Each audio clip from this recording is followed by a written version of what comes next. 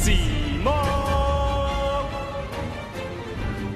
What's going on, guys? It's Cimo. So today I'm bringing to you my top 5 meta decks for the April 2020 format. Now, just because we're under quarantine doesn't mean we can't keep the competitive spirit of Yu-Gi-Oh! Alive. There are plenty of players who are hosting their own tournaments all across the world, so be sure to look around on Facebook and Reddit and all these other different groups online to find some tournaments you can enter in yourself to help pass the time, and we'll be back to normal before you know it. So for this video, I want to give you guys my top 5 decks of what I'm projecting to be the best decks going into this format. It's a little bit weird because we don't have any major competitive events to go off of other than some other data from like the previous formats and different things like that. I'm hosting my own 512 person tournament, the Crush Card Cup, to bring you guys feature matches so we can kind of have somewhat of an experience from the competitive level, but obviously we have to work with what we've got. But that doesn't mean there still aren't some decks that are better than others, and that's why I'm bringing you guys this video today. So without further ado, let's go ahead and get right into it. So kicking things off with number 5, I actually have a very interesting and really out there pick, but the more I think about it, the more I actually think this deck is very, very good and very underrated at the moment. ELDLICH. Yeah, I know what you're thinking. Cimo's absolutely lost it. Being in quarantine has just forced him to lose all sense of rationality. Maybe, but I do have some justification for why I have this deck in the top 5 category. So, first off, for those of you who don't know, ELDLICH is a brand new deck out of Secret Slayers. It's a control-based archetype that's been seeing a lot of success in the OCG that takes advantage of trap monsters. It has a very big boss monster in ELDLICH, the Golden Lord, and it's a very heavy style control deck, very similar to other trap-based control decks you might see in the past. But what makes this deck unique is how it pairs up with some of the other top decks that you might be seeing in this format. So for instance, take SALAMANGREAT. SALAMANGREAT's been one of the best decks for quite some time now, but it has this issue similar to some other decks like Trickstar where it has a rough time getting over large monsters, and ELDLICH the Golden Lord can get up to 3,500 attack points at times, and so if SALAMANGREAT doesn't have the necessary tools to get there, and not to mention ELDLICH has a lot of disruption at its disposal as well, it can be very difficult for SALAMANGREAT to progress its game plan if it can't get over a 3,500 can't be destroyed by card effects type of monster. That's really difficult for them to deal with. But let's take a look at another top deck, Shaddoll. Now, ELDLICH pairs against Shaddoll very interestingly because Shaddoll generates its advantage based off of the opponents playing monsters from the extra deck, because then it's able to Shaddoll fusion for insane amounts of advantage. But with ELDLICH, they're very rarely summoning monsters from the extra deck, if at all. Most of the time, you're just having your Golden Lord on the field and a bunch of your trap monsters, so you're able to pretty much make it that your opponent, if they're using Shaddolls, has to either break even on their advantage or has to minus if they want to go into any of their fusion plays. Winda's not really like that big of a deal because as long as you can get Golden Lord onto the field, that's your one summon and that can hit over Winda, so that's pretty good. Also, if Golden Lord is summoned off of its own effect, not even Construct can deal with it because it's being protected by its own effect, so that's just another cool interaction right there. Not to mention ELDLICH has all the trap-based interactions that not a lot of the top decks really have. Most decks also have protection from like monster effects specifically or different things like that, and having a card like the trap that can pop face-up cards can actually out a lot of things in certain instances when you look at the top meta contenders. One of the advantages of ELDLICH is the fact that the cards always effectively replace themselves once they've been used, so you always have a healthy supply of cards coming your way. I mean, you have the effect that activates on the field, then during your opponent's turn or during your next turn, you're able to banish most of those cards to just get another card out of your deck that's in archetype, and you can just constantly be generating resources this way while you're slowly dwindling away your opponent's resources by grinding away at them. And that's how control decks want to win. You know, they're not going to win the life point game by just OTKing out of nowhere. They're going to just whittle away the opponent until there's nothing left, and then that's how you're going to win a majority of your games. And like, how often do you get to see a trap-based deck come back from something like Lightning Storm? Since all of the cards replace themselves,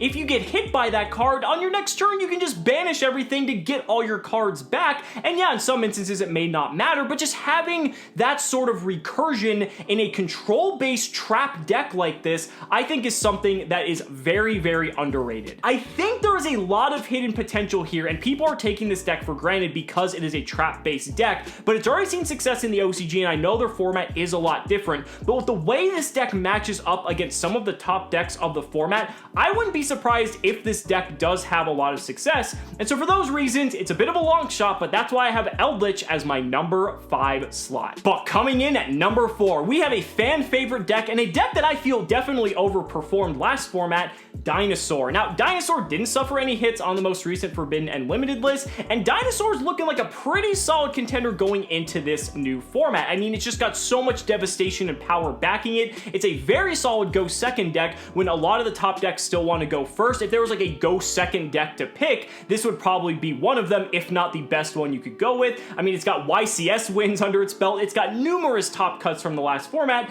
and again, it didn't really lose anything. It still has all of the destructive capabilities of Ultimate Conductor Tyranno. It still has the True Kings if you want to splash those in, but those aren't even really necessary. Soul Eating OVIRAPTOR is still at 3 for some reason. I do not know how that card managed to skate by, but regardless, the deck is still very potent and very explosive. I think the biggest weakness when it comes to Dinosaur is that if you're not playing the True King version, you might have a bit of a difficult time going first because your best play is like Logia or Dolka and like Ultimate Conductor Tyranno pass, and that's if you even have the resources to do that. Not necessarily the strongest opening, but this deck's strength definitely lies in its ability to go second, to catch people off guard, and to just play all the very powerful going second cards that exist in the game of Yu-Gi-Oh! This deck is going to run rampant this format. I will not be surprised, and for those reasons, that's why I gave Dinosaur my number 4 spot. Now, coming in at number 3, we have what I feel to be the strongest combo deck moving into this new format, and that is Rocket Dragon Link. This deck already made a huge impact in the last format, and I think it's going to continue to do so because guess what? Guard Dragon LP is still legal. This is something that no one expected. Once we saw that LP was banned in the OCG, we for sure thought its fate was sealed here in the TCG, but it managed to avoid it, and that is insane. LP is such a powerful card, and not to mention Red Eyes Darkness Metal Dragon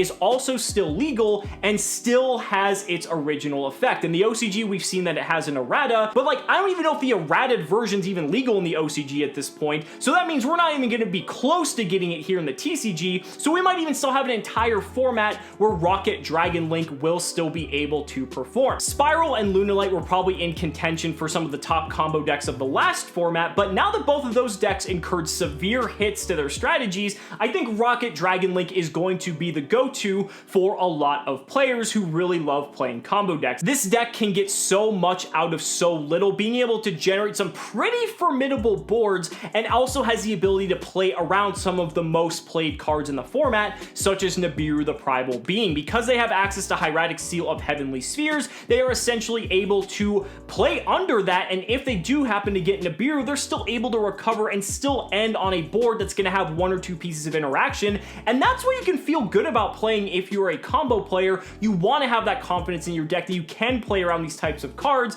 I think that's a pretty good argument to play it. So for those reasons, Rocket Dragon Link, it's still going strong. It did lose it to Strudo, but I don't think that matters in the slightest. I think you can replace that with a plethora of different cards and you will be just fine. But that's why I have Rocket Dragon Link as my number 3 slot. But coming in at number 2, we probably have the most well-rounded deck out of all the decks on this list, and that is Salamangreat. Now, what Salamangreat has going for it is that it's able to be played going first or going second because your engine doesn't require that much space in your deck, so you're able to play a bunch of hand traps to slow your opponent down to play the game that Salamangreat likes to play. Salamangreat likes to just kind of churn the opponent out of resources because it's able to recur a lot of those resources from the graveyard continuously, and it does have some explosivity in OTKs with the Transcode Talker Update Jammer package. You can even play Borrelsword Dragon now because you're not limited now that Mirage Stallion is out of the deck. I mean, there's so many different ways the deck is able to push for a lot more damage than it was able to before, and that's what's going to propel this deck into the highest tiers of competitive play. People just really like Salamangreat, but the thing is, when it comes to Salamangreat, it doesn't do anything that's like inherently unfair, but it just kind of does a lot of things very well. It's a very jack of all trades, master of none style of deck, and people feel pretty confident taking it into an event because they know that the deck is going to perform how it should. It kind of has tools to deal with a majority, if not all, situations, and that's that's really what you want out of a deck. So I won't be surprised to see Salamangreat do very well in this upcoming format. A lot of Salamangreat players are probably going to rejoice that their deck wasn't hit on the most recent ban list, which to be fair, I don't think it needed to be. And so for those reasons, that's why I feel Salamangreat is going to be my number 2 slot. And that's going to bring us to my number 1 meta deck of the April 2020 format. And if you haven't already figured it out, I don't know what rock you've been living under, but it's Shaddoll Invoked. This deck suffered no hits on the most recent April 2020 Forbidden and Limited list. Can you guys believe that? How did this deck survive? This was arguably the strongest deck of last format, and it received no hits. It's insane. This deck has so much power behind it because when you have blowout cards like El Shaddoll Winda at your disposal, which a lot of the top decks, even though they are the top decks, still have difficulty dealing with this card. Winda is just an absurdly powerful Yu-Gi-Oh card and is a blowout in most instances. The deck has access to El Shaddoll Construct, who's a beast in her own right, not only helping fuel your engine, but also just helping destroy anything in her path. The deck has more fusion spells than ever now, thanks to the invoked half of the deck, providing the invocations, which are searchable via Alistair, who's searchable via Magical Meltdown. I mean, there's just so much layered consistency on this deck, and of course the deck isn't perfect, no deck is, but when it comes down to it, this deck can just outpower so many different decks in the format, and just by Shaddoll's very existence and Winda being in the game, it precludes so many other strategies from even having a chance, because when this card exists, you know you can't play certain decks, because otherwise, as soon as you see Winda, you're just going to be scooping up your cards and moving on to the next game. There's so many different paths that the deck can take. It's able to access a majority of its engine so easily. It has a ton of consistency backing it as well, and for those reasons, that's why I gave Shaddoll Invoked my number 1 slot. But guys, those are just my thoughts. Let me know down in the comments what you guys think about your top decks moving into this April 2020 format. I would really love to hear your thoughts. Thank you guys so much for watching the video. Be sure to like the video as always. Subscribe to the channel for more amazing Yu-Gi-Oh content. And if you found this video informative, consider supporting me on Patreon or becoming a YouTube channel member. Just by showing your support in any way that you can, you're investing in my ability to continue bringing you amazing Yu-Gi-Oh content. So thanks so much again, and we'll see you next time.